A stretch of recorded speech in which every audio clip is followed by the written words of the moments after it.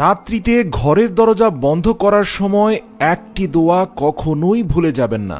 হযরত আলী রাদিয়াল্লাহু তাআলা আনহু জানিয়েছেন, তিনি বলেন, আমি রাসূল সাল্লাল্লাহু আলাইহি ওয়াসাল্লামের কাছ থেকে শুনেছি, যখন মানুষ নিজের ঘরের দরজা অথবা পর্দা বন্ধ করে দেয়, তখন সে একটি দোয়া যদি না পড়ে, তাহলে রাত্রিবেলায় তার ঘরে খারাপ এবং দুষ্ট জিন বিচরণ করে। এছাড়াও ঘরে চোর ডাকাত ঢুকতে পারে। তাই ঘরকে নিরাপদ রাখতে এই দোয়াটি অবশ্যই পড়তে হবে। হযরত আলী রাদিয়াল্লাহু তাআলা আনহু কিছু মানুষের সাথে বিভিন্ন মাসআলা মাসাইল নিয়ে আলোচনা করছিলেন।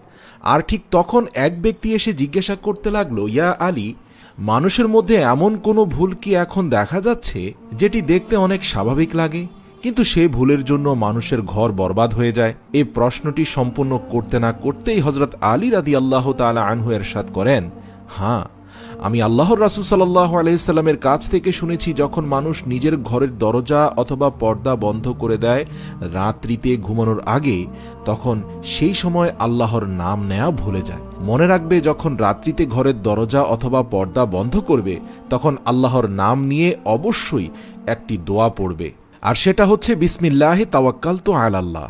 অথবা বাংলায়ও পড়তে পারেন, ইয়া আল্লাহ, আমার এই ঘরকে শয়তানের দৃষ্টি থেকে আপনার পানাহতে রেখে দিন। অথবা হে আল্লাহ, আপনার উপরে আমার এই ঘর তাওয়াক্কুল করলাম, আপনি এর হেফাজতকারী হয়ে যান। যে ঘরের মানুষ এমন দোয়া করে না, সে ঘরে রাত্রিবেলাতে শয়তান জিন ঘোরাফেরা করে এবং এর ফলে সে ঘরের মধ্যে অভাব এবং পেরেশানি আচ্ছন্ন হয়ে পড়ে। তাই আলী রাদিয়াল্লাহু তাআলা আনহু ইরশাদ করেন, তোমরা রাতের বেলা এই দোয়াটি করে তারপর তোমরা তোমাদের ঘরের দরজা বন্ধ করবে অথবা পর্দা বন্ধ করে দেবে। এর ফলে তোমাদের ঘরে কোনো চোরও প্রবেশ করতে পারবে না এবং তার সঙ্গে সঙ্গে ফেরেশতারা ঘর পাহারা দিবে। কেননা এই দোয়াটি পড়ার ফলে মহান আল্লাহ তাআলার জিম্মায় চলে যাবে তোমার ঘর। অন্ধকার রাত্রিতে যখন মানুষের চোখ সামনে কিছু দেখে না, তখন আল্লাহ তাআলা তোমার ঘরের হেফাজতকারী হয়ে যাবেন। এছাড়াও রাসূল সাল্লাল্লাহু আলাইহি ওয়াসাল্লাম ইরশাদ করেছেন, যখন রাত অন্ধকারে আচ্ছন্ন হয়ে যাবে, অর্থাৎ যখন মাগরিবের পর হয়ে যাবে, তখন তোমরা তোমাদের বাচ্চাদেরকে নিজের ঘরে রাখবে, কেননা সেই সময় শয়তান এবং জিনরা ছড়িয়ে পড়ে।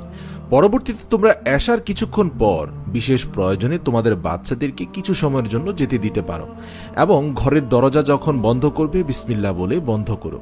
কেননা যে ঘরের দরজাকে বিসমিল্লাহ বলে বন্ধ করা হয়, সে ঘরের দরজাকে পৃথিবীর কোনো অভিশপ্ত শক্তি খুলতে পারে না। এর সাথে সাথে রাসূল সাল্লাল্লাহু আলাইহি সাল্লাম আরও ইরশাদ করেন, তোমরা ঘরের বাতি বিসমিল্লাহ বলে বন্ধ করো। এমনকি বর্তমান জামানায়ও আপনি যদি কোনো লাইট বন্ধ করেন, বিসমিল্লাহ বলে বন্ধ করবেন। বিভিন্ন ইলেকট্রিক দুর্ঘটনার হাত থেকে আপনার ঘর নিরাপদ থাকবে। এছাড়াও রাত্রে ঘুমানোর আগে পানির পাত্রকে বিসমিল্লাহ বলে ঢেকে দিতে হবে। কোনোভাবে গ্লাসকে খোলা রেখে দিবেন না, অবশ্যই উপর করে রাখবেন অথবা গ্লাসের উপরে একটা ঢাকনা রাখবেন। এছাড়াও পানির মগ জগ তার উপরে ঢাকনা দিয়ে রাখবেন, খোলা রাখবেন না, এবং তা বন্ধ করার সময় বিসমিল্লাহ বলে বন্ধ করবেন। প্রিয় দর্শক, ভিডিওর শেষ হযরত আলী রাদিয়াল্লাহু তাআলা আনহুর 3টি উপদেশ আপনাদের বলে দেয়। হযরত আলী রাদিয়াল্লাহু তাআলা আনহু বলেছেন, 3টি কাজে কখনো দেরি করতে নেই। 1 হচ্ছে মেহমানের খেদমত করতে, 2 হচ্ছে বাবা এবং ওস্তাদের যে কোনো হুকুম পালন করতে, 3 হচ্ছে হকের তালাশে বা সত্যের সন্ধানে কোনো লজ্জা অথবা বিলম্ব করতে নেই।